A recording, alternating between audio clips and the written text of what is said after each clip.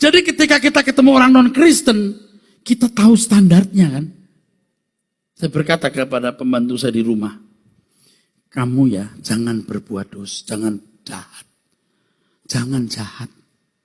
Nanti yang masuk surga itu bukan orang agama ini. Saya sebut nama agama. Tapi orang yang berbuat baik terhadap sesamanya. Itu standarnya dia dong. Nanti kamu di sana, kamu ketemu Bapak. Tapi Bapak di sana jadi wali kota. Ini setengah bercanda yang ini. Dia gini.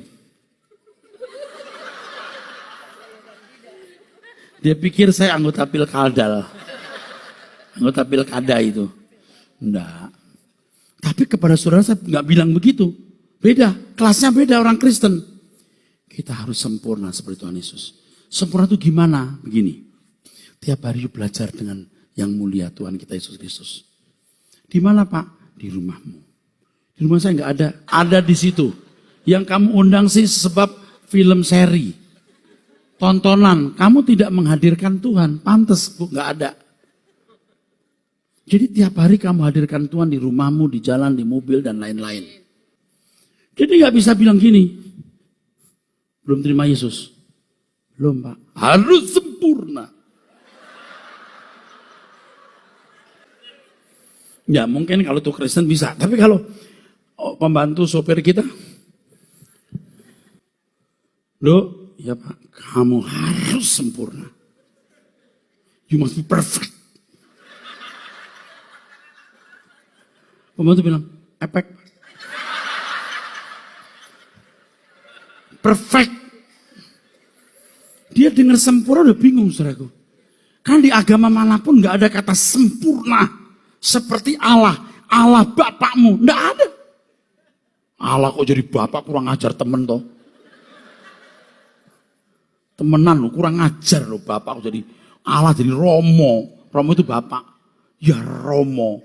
Ya bapak. Ayanda. Ya memang jadi ayanda. Makanya harus sempurna. Tuhan itu mengasihi setiap individu saudara. Jadi jangan berpikir hanya orang Kristen saja yang selamat.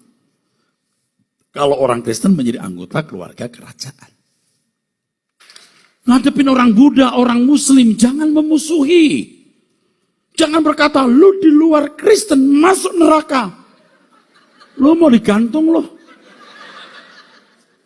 Saudara dan saya boleh punya iman, tapi menghargai keyakinan orang. Memang mereka dari dulu, dari sononya begitu keyakinannya. Ya sudah. Tapi kalau kita bisa berbuat baik, membuka pikiran mereka, paling tidak mereka tidak memusuhi Tuhan Yesus. Kalau dalam filosofi orang Jawa ya, ada orang-orang yang mencari air hidup. Banyu urip, air kehidupan. Mereka bertapa, mereka semedi ke gunung-gunung, mencari ketenangan jiwa. Saya bisa yakin suatu hari ketika mereka mati dalam kelaparan karena mencari air kehidupan. Tuhan datang berkata, kau nyari aku. Aku ini air kehidupan. Malaikat bawa dia ke Firdaus. Tapi tidak masuk dalam keluarga kerajaan. Tapi kalau kita sungguh-sungguh mengerjakan keselamatanmu sempurna, matinya senyum.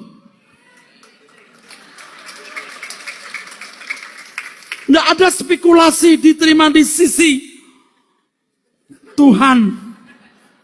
Yakin dan tahu diterima dalam kemuliaan. Bukan hanya masuk surga, tapi masuk ke dalam kemuliaan bersama Kristus. Oke, haleluya.